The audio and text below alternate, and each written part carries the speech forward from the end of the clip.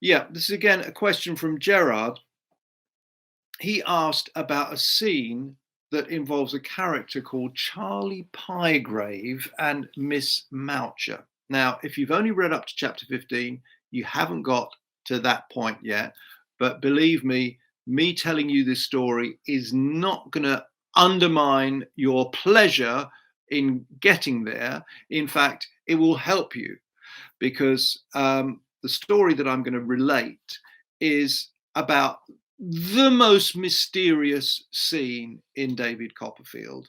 And I don't think to date anyone has come up with any explanation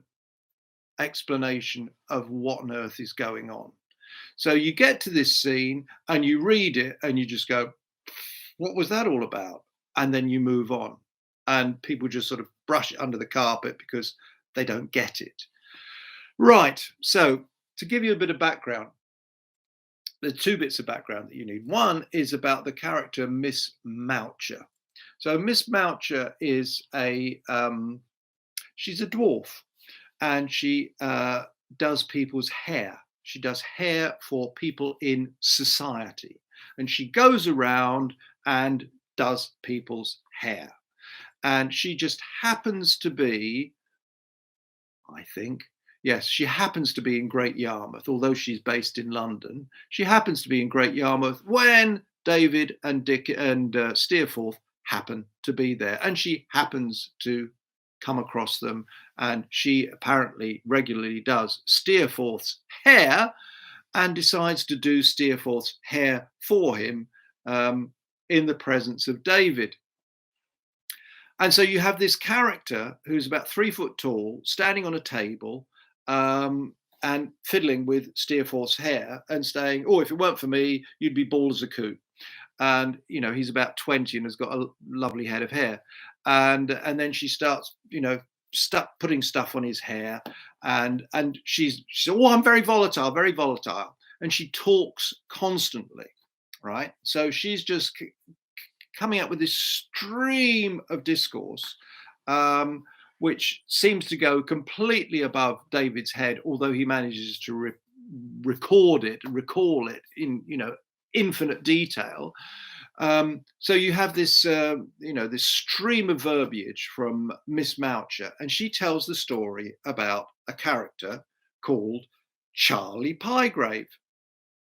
And she says to Steerforth as she's doing his hair, oh, you know, that reminds me of Charley Pyegrave. You know, Charlie, the Duke's son.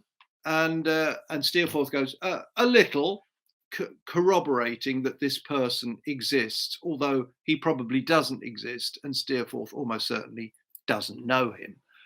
Okay, so you just, oh, yes, you know, Charley Pyegrave, the Duke's son. Well, Charlie, he would have wonderful legs if they were a pair.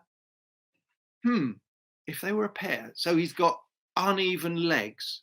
And he's in the lifeguards. So he's a soldier, but a sort of ceremonial soldier. You know, it's like standing on parade or, you know, at the changing of the guard or something, with his fine mustachios and his fine uniform and his uneven legs.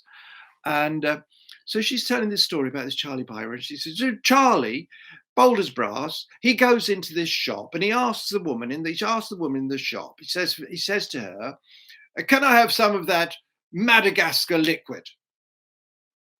And the woman looks at him and she's thinking, what does he want? And she's puzzling this over. And she says, would you be asking for rouge? What on earth would I want with rouge? Right? And I've summarized this little incident, but what's going on? Nobody worked, you know, what is going on here?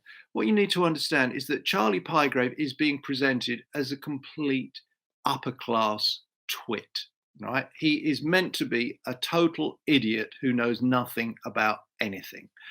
And what he wants is something for his mustachios, one of those products that are advertised in the Copperfield Advertiser, one of those things that will give him luxuriant hair growth.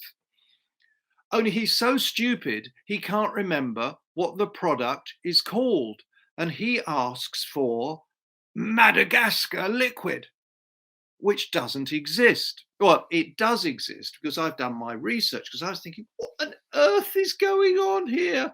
Madagascar liquid. So I Googled in, Madagascar liquid. Is there such a thing? And there is. Oh, there is. It's a current product. It's a current product. It's being marketed in Madagascar right now as a cure for COVID. Right? So it's a herbal mixture that is being promoted by the Madagascan government as a soft drink to stop people from getting COVID-19. But that's clearly not what Charley Pyegrave was after. What he wanted, only he was too stupid to even remember what the name of the product was, is Rowland's oil of Macassar.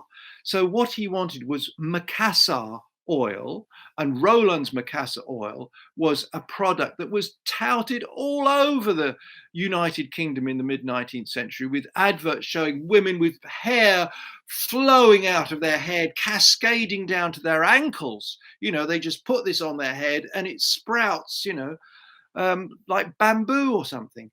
And so this is what he was asking for, Madagascar liquid. And the woman who's used to women coming in and asking in coded reference for things that will alter their skin color, think that this might be a cryptic way of referring to rouge. What on earth would I want with rouge?